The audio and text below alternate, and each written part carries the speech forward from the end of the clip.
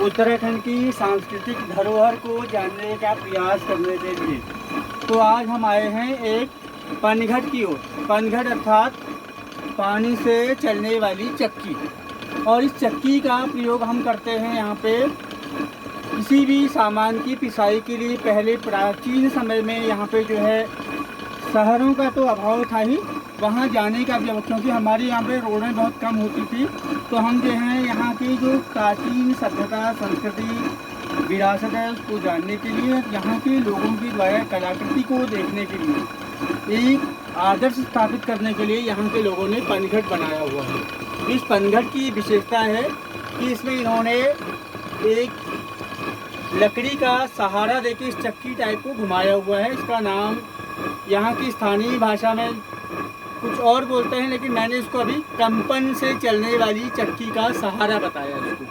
तो इसकी विशेषता ये है कि जो इसमें हमने ये कौदा रखा हुआ है, ये कौदा हमने यहाँ ऊपर रखा चक्की में, और ये इसको पीसेगा।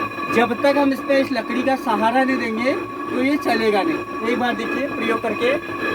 अब हमने ये डाला तो इसके भार से ये चला। अगर हमने इसको उठाया तो ये नहीं चला।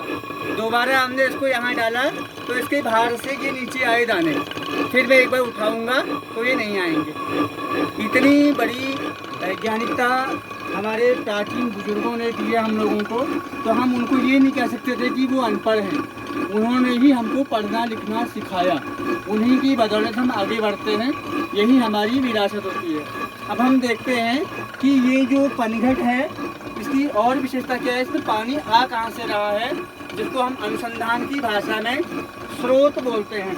यहाँ नीचे दिखाई दे रहा होगा आपको, यहाँ से पानी आ रहा है। और पानी कहाँ से आ रहा है वो मैं दिखाता हूँ अभी।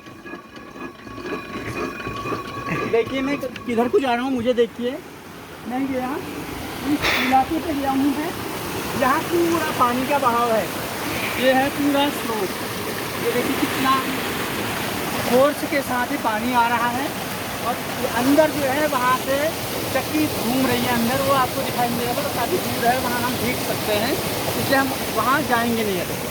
अब हमने इसका प्रयोग कैसे किया कि पानी लाए कैसे पनघट के अंदर, वो देखते हैं। इस बार हम ऐसे आए और यहाँ पे हमने एक लकड़ी का एक वो बनाया, सहारा दिया। लकड़ी के सहारे को पानी इसी में आता है। ये पूरा पेड़ होता है, इसको काट के बनाया गया है। ये पूरा बाजार की सामग्री, इसमें कुछ भी नहीं है।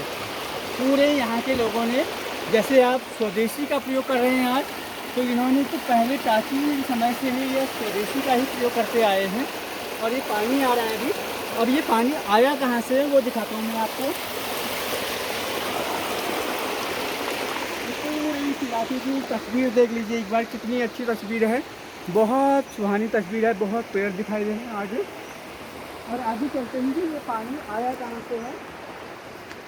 जहाँ से इस पानी को हमने देखा,